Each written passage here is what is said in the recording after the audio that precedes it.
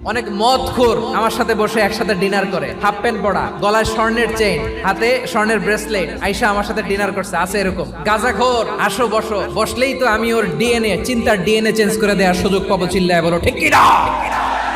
আমার অনেক হিন্দু পরিচিত ভাই আছে, ওরা আমাদের ইফতারির প্রোগ্রামে এসে একসাথে ইফতারি করে। বিশ্বনবী ইহুদির বাড়িতে গেলেন, আর আমার মুসলমান ভাই আমার কাফের বলে। এরকম আছে না নাই?